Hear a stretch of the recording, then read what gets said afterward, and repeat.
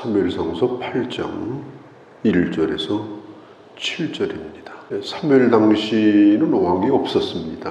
나라를 통치하는 통치 기구도 없었고 행정기관도 없었고 군대도 없었습니다. 하나님이 필요하실 때 사사를 불러가지고 적을 물리치게 하시고 또 백성들을 재판하는 일을 맡겼습니다.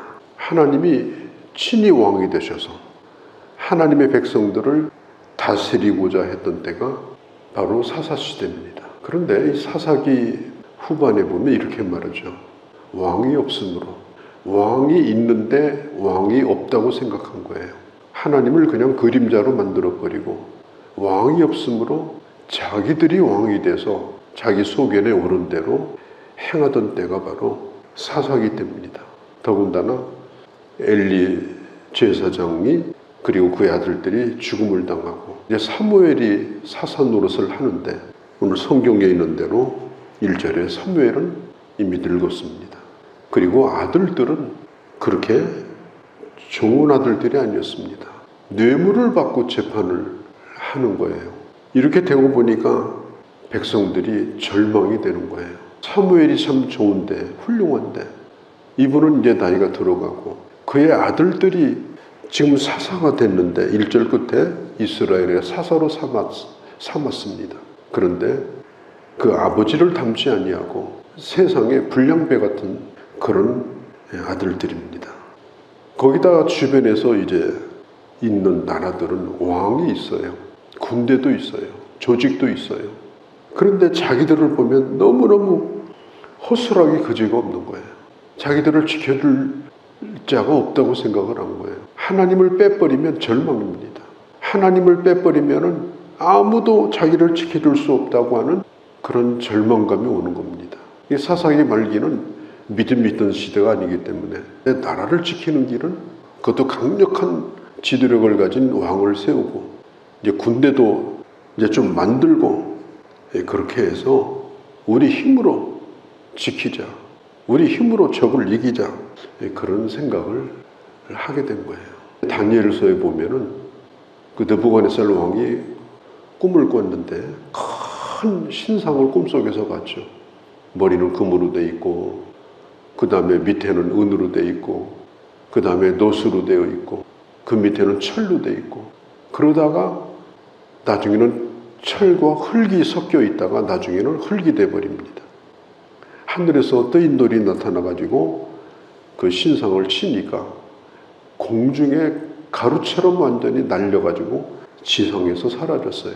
느부갓네살 왕 시대는요, 역사적으로도 가장 강한 제국 시대였습니다. 하나님께서 보여준 계획이 뭐냐?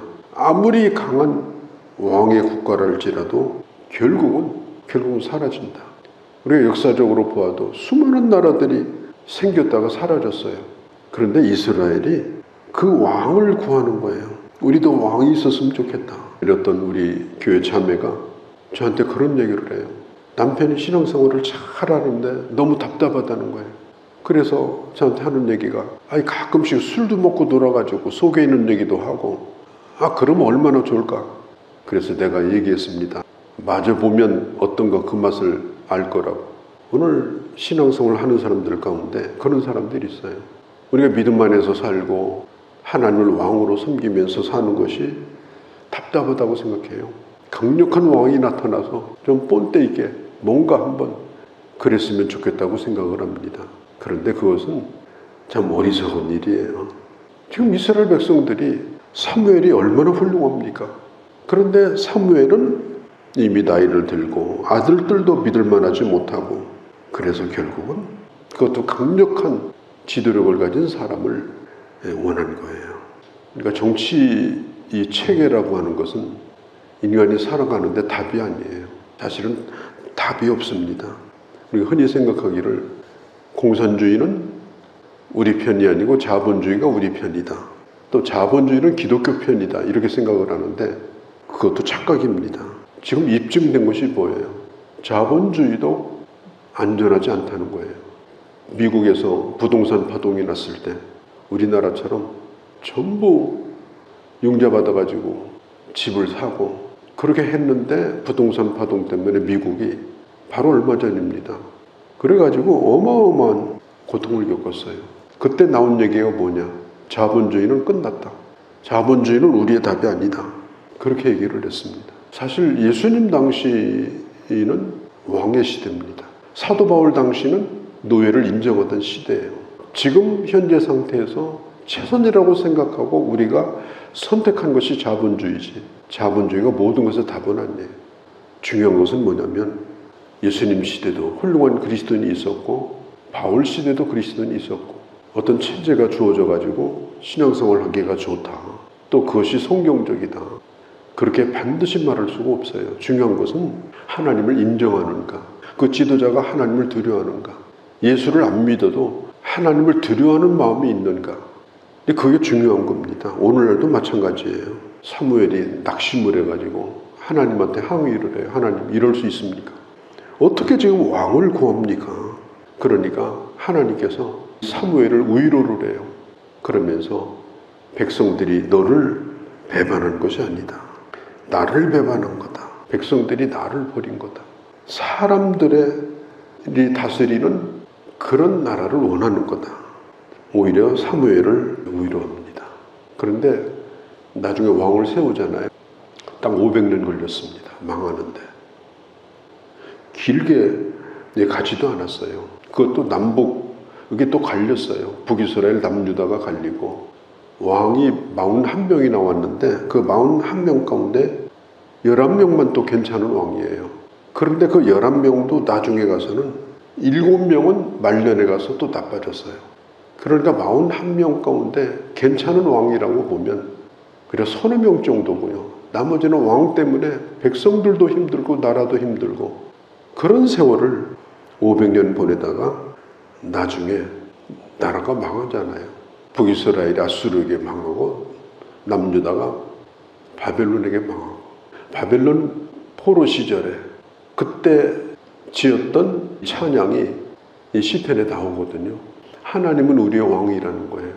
오늘 우리가 불렀던 38장 찬양처럼 결국에 가서 수백 년이 지난 다음에 다 망하고 나서 그들이 고백한 게 뭐예요? 역시 하나님은 우리의 왕입니다. 그걸 이제 알았습니다. 그걸 깨닫는데 그렇게 오랜 세월이 지나가게 된 거예요. 11절에서 18절까지 보면 왕이 세워지면 어떻게 될 것인가? 왕이 세워지면 당신들의 아들들을 데려다가 전차를 몰게 할 것이고 군인이 되게 할 것이고 50부장 1000부장을 만들 것이고 어떤 사람은 종이 되어서 궁전에 밭을 갈고 곡식을 추수하게 될 것이고 왕의 무기와 전차 도구를 만들 것이고 여자들은 끌려가서 궁녀가 될 것이고 왕의 요리를 하고 빵을 구울 것이고 백성들의 좋은 포도원 농장은 왕의 몫이 될 것이고 뺏어가지고 측근들에게 나눠주고 그리고 종들과 짐승을 마음대로 데려다가 자기 욕심을 채우고 추수한 것도 10분의 1은 가져다가 왕의 곳간에 넣어놓고 그거 쭉 나옵니다. 왕을 세우게 되면 어떻게 될 것인가? 그걸 지금 말해주고 있는 거예요. 그러니까 생각해보라는 거예요. 하나님이 기회를 주시는 거예요. 그리고 이 사무엘은 말씀의 사람이거든요. 말씀의 종입니다. 그래서 말씀으로 백성들을 부흥시킨 사람이죠. 그런데 그 세월이 지나가니까 처음에는 사무엘의 말을 잘 듣고 지도를 받고 이렇게 하더니 나중에는 하는 얘기가 뭐냐? 언제까지 우리가 저 소리를 들어야 되냐? 지겹다. 맨날 말씀하는데 지겹다. 이제는 싫다. 그리고 하나님은 너무나 까다롭다. 근데 조금만 잘못하면 블레셋이, 조금만 잘못하면 모압이, 그냥 주변에서 쳐들어오고 살려달라고 해야 또 회개해야 또 살려주고 그것도 이제 지겹다. 사람을 왕으로 세워가지고 차라리 그런 나라가 좋다. 하나님의 간섭과 하나님의 말씀을 받고 싶지 않은 마음이 왕을 세우려고 하는 그 중심에 있는 거예요. 모든 것은 하나님이 하셨습니다. 하나님의 은혜입니다. 사실 사사시대는 그렇게 했잖아요. 상백명 가지고 10몇만 명을 이기기도 하고 여자 사사가 나가서 또 승리하기도 하고 하나님이 하셨습니다. 이렇게 말할 수밖에 없는 거예요. 그러니까 나도 뭔가 좀 해가지고 나도 뭔가 좀 한 게 있다. 내 공로도 있다. 나도 한 일 있지 않느냐. 그런 얘기를 좀 끼워 넣고 싶은데 넣을 데가 없는 거예요. 우리도 그렇지 않습니까? 나도 했다고 이러는 그런 마음 우리에게도 있잖아요. 지금 이스라엘 백성이 지금 그런 상황이에요. 뭔가 좀 본때 있게 하고, 그리고 사람들이 참 당신 능력자라고 하고, 좀 폼도 좀 재고, 이 사무엘 때문에 그걸 못하는 거예요. 사무엘 때문에. 사무엘은 아주 철저한 말씀의 사람이고 신분주의자거든요. 하나님의 다스림을 받는 사람. 그래서 이 왕에 대한 욕구가 있는 거예요. 근데 교회도 또 그런 것 같아요. 어떤 때 보면 교회가 어렵다가 크게 부흥돼서 뭐 건물도 크게 짓고 이제는 재정이 남아가지고 부동산 동산도 사놓고 여기저기 기도원 자리도 사놓고 이러면요, 우리 교회는 이렇다, 우리 교회는 뭐 이렇게 많은 걸 가지고 있다, 우리 교회는 대단하다, 뭐 역사가 몇 년이다, 지금 이것뿐 아니다, 어디 땅 사는 것도 있고 앞으로 거기다 무슨 센터를 지을 거다, 뭐 동네방네 다 떠들고 다니고 모르는 사람이 없고, 그런 얘기를 우리도 듣지 않습니까? 그리고 그 교회에 속한 사람들은 우리는 이런 교회 다닌다, 너네 교회는 개척교회 아니냐, 이러고 떠들고 다녀요. 그런 사람들이 그런 교회에서 나는 교회 일을 한 사람이다, 나는 그런 교회를 운영한 사람이다, 나는 그런 목사다. 이게 사람이 가지고 있는 아주 치명적인 약점입니다. 교회가 세상을 닮고 인간이 왕이 된 교회, 사회적 압력단체로 교회가 힘을 쓰려고 하는 거예요. 로마서 12장에 보면 이렇게 말합니다. 너희는 이 세대를 본받지 말라. 교회는 세상이 아닙니다. 비록 교회가 조직을 가지고 있고 교회가 재정을 운영한다 하더라도 교회는 세상이 아니에요. 교회는 하나님의 방식대로 하나님의 나라를 확장해 나가는 것이고, 또 교회에 속한 사람들은 오직 하나님만 왕으로 삼고 하나님께만 영광을 돌리는 거룩한 공동체가 바로 교회인 거예요. 세상 나라를 흉내내면 안 됩니다. 이 세대를 흉내내면 안 됩니다.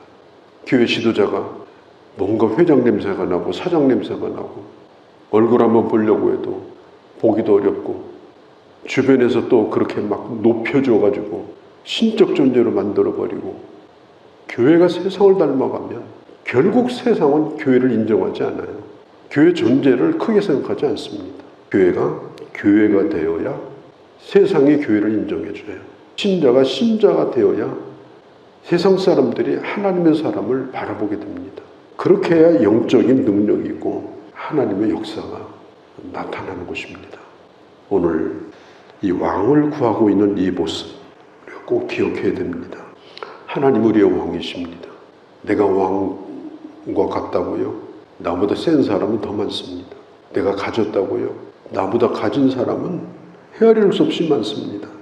그런 생각을 가진다면 결국 하나님의 나라가 아니라 세상에게 집어먹히는 사람이 되고 말고 세상의 조종을 받는 교회가 되고 마는 거예요. 우리는 하나님의 사람이고 하나님을 왕으로 삼고 사는 사람들입니다. 어디 가든지 내가 아니라 하나님을 드러내고 주님의 왕 되심을 나타내는, 그게 바로 하나님의 나라요 교회요, 또 우리 자신인 것입니다. 나의 왕이신 하나님, 주님이 나를 다스리시고 교회를 다스리시고, 그리고 주님의 다스림을 받는 하나님의 사람들이 이 땅에 하나님의 사람으로 큰 영향력을 끼쳐서 주의 복음이 복음되고 교회가 참으로 교회되어져서 하나님의 영광을 나타내는 그런 우리 모두가 되어야 할 줄로 믿습니다. 거룩하신 우리 아버지, 오늘도 저희들 주의 말씀을 들었습니다. 하나님의 간섭받는 것이 답답하고 손해보는 것 같고 소망이 없어 보이는 그런 시기에 그들은 왕을 구했습니다. 인간이 왕이 될 수 없다는 사실을 다 망하고서야 알았습니다. 우리가 주님을 왕으로 삼고 하나님의 사람으로 산다는 것은 내가 무기력해지는 것이 아니라 하나님의 능력으로 강한 자로 살고 있다는 사실을 우리 자신이들 잊지 않게 하시고 왕 대신 하나님을 드러내며 주님에게 붙들림 받아서 하나님의 사람으로 살아가는 그런 저희가 되게 하여 주시옵소서. 우리 주 예수님의 이름으로 기도하옵나이다. 아멘.